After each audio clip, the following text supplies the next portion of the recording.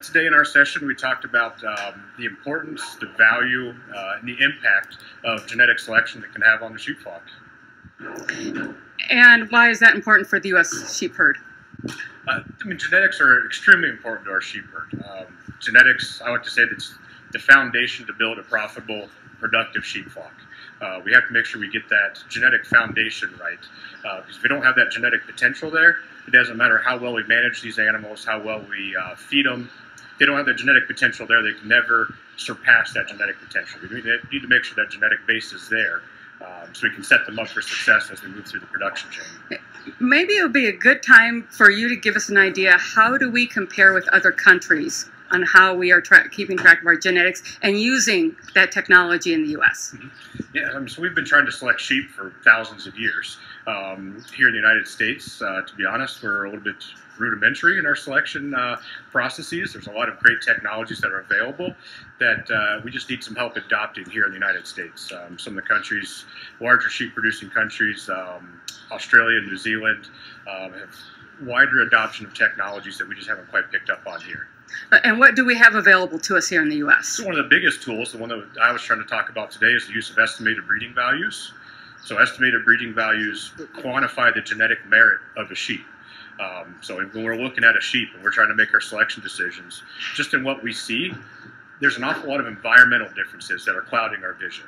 A lot of how that sheep was raised, what they were fed, that's mostly what we see when we look at an animal. But that stuff doesn't get passed down to the next generation. It's that genetic potential that we can't see that we need to try to quantify, because that's what makes up our next crop of ewe lambs. So that's what makes up our next group of feeder lambs that we're going to market. What three things, Rusty, would you like the U.S. sheep industry to really understand about genetics and take away from today? I think the biggest three things are, to start off with, that genetic base is extremely important. Like I said, we have to have that genetic base there so that we can manage them properly so we can be productive and profitable.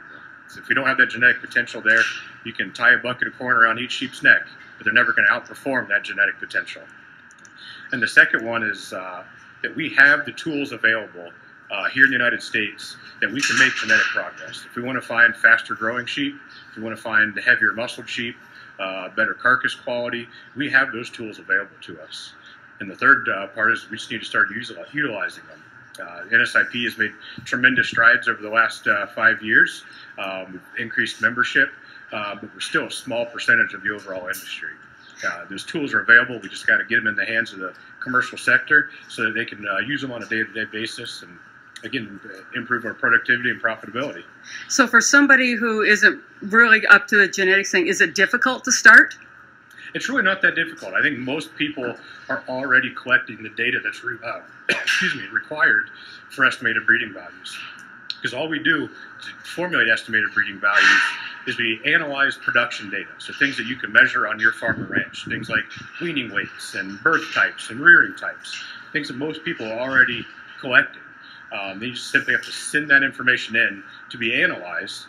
So we're going to take that information, utilize pedigree information, so that performance information on all the relatives of that animal to calculate those EBVs. So what the farmer and rancher has to do is, it's very simple. The complicated stuff is on our end, it's on the computer side. So when you get this all done and you send it back to me, are you going to tell me, Rusty, what sheep I should buy, or ram I should buy? So what we're going to send back to you is we're going to send back the genetic potential of all those individuals for individual traits. So myself and NSIP will never tell you what type of sheep you should be raising. So NSIP is not a type of sheep. It's up to you to use that information to select the type of sheep that you want to be raising. So I'm just going to provide you with the tool that you can select the type of sheep that's going to fit your management style, your operation, your marketing goals. So I'm not going to tell you which rams to buy. I'll just help give you the tools that you can do that yourself. And where do we find out more? So you can find more information on our website, which is just www.nsip.org.